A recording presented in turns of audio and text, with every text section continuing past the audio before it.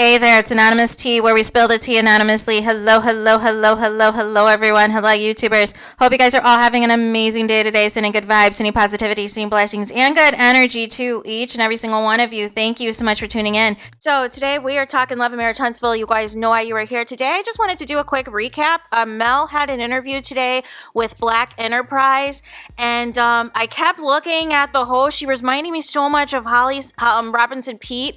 I was like, I had to do like a double take for a second, but Mel was like fresh face, no makeup and everything else, and basically this was like a it seemed like it was a back to school type of theme to try to attract students, attract Black entrepreneurs and everything else. And I thought the concept of it was really good, and I loved how the host was like hyping Mel up of all of her accomplishments, her being a singer, a philanthropist, an entrepreneur, a public speaker, property preservation, just the list goes on and on, right? Skincare line, makeup line, clothing line, and of course now, co-owner of a Black TV network. And so she was asking about that because she said that Mel is the first reality star to co-own a network, to co-own a completely different network. A lot of your Black reality stars, they just stick with whatever network they're on until the network's done with them. But Mel said, thanks, but no thanks. I'm going to get my own co-ownership. So she said that a big piece in her doing that was that she wanted to be a part of a network that is reflecting the morals and the values and the things that she stands on, and felt that Nubian was a great opportunity. She said that, they're still in the beginning stages. However, she feels that, 5, 10, 15, 20 years from now, it's going to be super successful. It's going to be very amazing to watch how much it has grown. Said that it's on Fire TV and mentioned like a few places as to where that you can watch it. But there's going to be continuous programming and everything else. Also talked about, and this is something interesting as well, talked about her entrepreneurship, whether or not she was going to go back to music. So it sounded like she had a goal. And I remember her saying this some time back, that she was going to put out a couple of singles, then put out an EP, then put out a full-on album, right? But then Mel said that she got super busy to the point that she's not even in the studio as much anymore. So I found that interesting as well. So she said music is kind of on the back burner. But not really. She said when she has time, she'll try to do it. But like her whole goal of like trying to get as much music out as possible, it seems like her other businesses, as of course the kids, are her priority, right? And so then also she was asked about her alma mater, Alabama A&M, and whether or not she's going to go to the homecomings and all of that, because homecoming season's coming up soon here. And Mel said that she's not really a homecoming type of person. I think she said she's only went once, but she said she does like to utilize, those types of weekends for networking purposes and working, but not so much to be like a part of like that's my takeaway. She doesn't like to be a part of the partying aspect of it, but the opportunities to like network and promote business and all of that, she's very much into, because you get a lot of people, a lot of alumni that'll come. So there was that. Also, Mel talked about, was hyping up, because they were hyping up all for Black excellence, and she hyped up how she recently had her mimosas with Mel and how that was Black excellence. Also, she was asked how she balances all of this stuff and still being a mom, and she said, for her, so this is interesting, right? Because she said this in another interview that, you have to basically decide that you're going to get up early and get as much stuff done as possible. If you try to procrastinate, if you try to do all these things, but then you're not sticking to your goals and your deadlines and your game plan, then it's going to be a mess. And really said the importance of prioritizing, and that you may have to adjust the priorities, and that, something else that might become more important might end up being, something that you have to take precedent, right? So she talked about that. Also, the interviewer asked, her questions about Mel and business and all these things. And, what are some things that she's learned? And Mel said it is important with relationships that if somebody is the weakest link, if somebody is not pulling their weight, that you have to cut them loose. And I felt that that was kind of a double meaning. I felt that that was beyond just business. And so she said that you have to cut these people loose. You have to, you can't hold on to these people out of loyalty or whatever else. If they are not meeting the mark, if they are no longer enriching you or no longer a positive aspect for your business platform and portfolio, it is time to cut them loose, right? And so then also Mel said as well how much involved her kids are into, the business, and talked about Malia and how much Malia, I think she said when Mel stopped being a teacher, I think Mel was 25. I think she said Malia was 5 years old or something. And, wanted to talk about as well how all she knows is her parents being entrepreneurs. And how they've been a part of bank closings. They've been on site at different homes for property preservation. They have been, whether they're doing like the lawn stuff or whatever, everything. They've been in meetings closing deals. They said all they don't know their parents to do a traditional 9 to 5. And she said that her daughter was requesting a customized t-shirt because she made some comment when Mel was on TikTok live the other day about standing on business, that she wants her own standing on business merch. And so she said that, will you put together, the specs on what you want and we'll get it out. And she said it's all about building, the generational wealth and everything else. And she said that she loves that her kids are business minded. And she said that, all of these things, that whether it's the makeup line, whether it's the skincare line, all have been in inception since 2018. Obviously, things had to be renamed because of, the ex. But nonetheless, all of this has always been ongoing. And so then Mel was asked about Love and Marriage Huntsville, you guys. And asked what season it was on. Guys, Mel said it's season 5.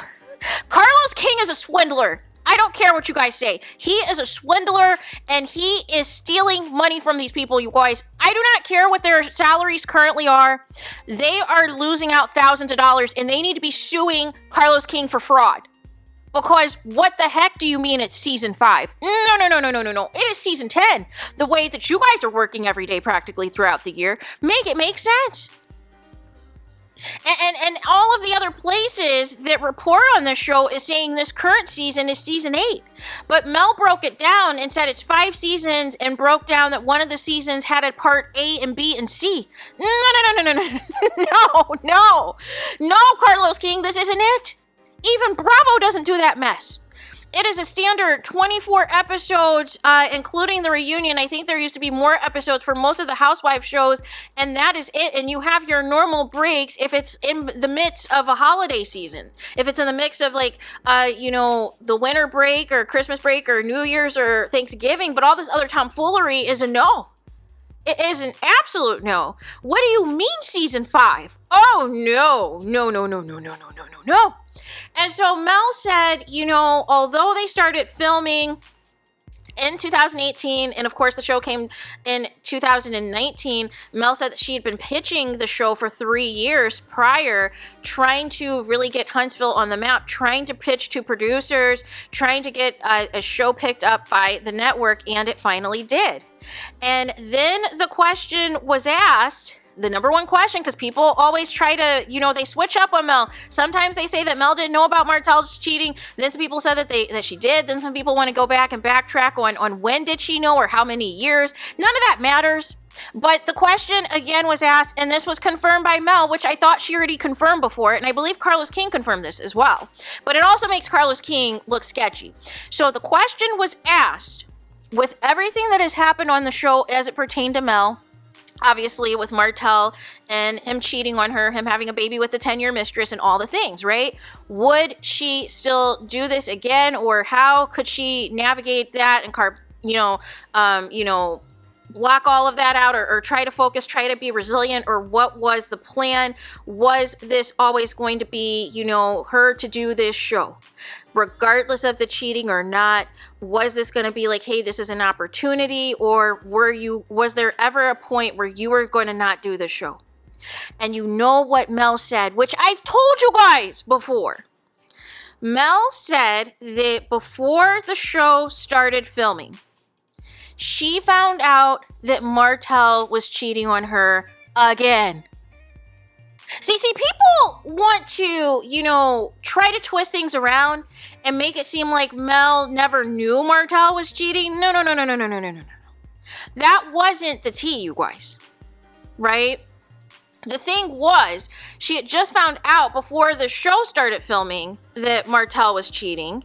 Again, she thought that that was done with, and she did not want to do the show. Which brings me to Carlos King, because Carlos King happily bragged on Messy Mondays that he convinced Mel to do the show anyways, instead of to not do the show and work on her marriage and try to work it out. He wanted this on blast in front of everybody to humiliate her, but framed it as, oh, this is how we're going to get the show. This is you being authentic. This is you telling your story, except for Martell cheating on Mel turned into the entire show for 8 seasons, you guys. Nobody else had anything to give or to offer the show. And even now are still doing interviews and podcasts with Mel's name in their mouths, right? But Mel said, you know, she originally wanted to not do the show or put off filming the show and work on her marriage.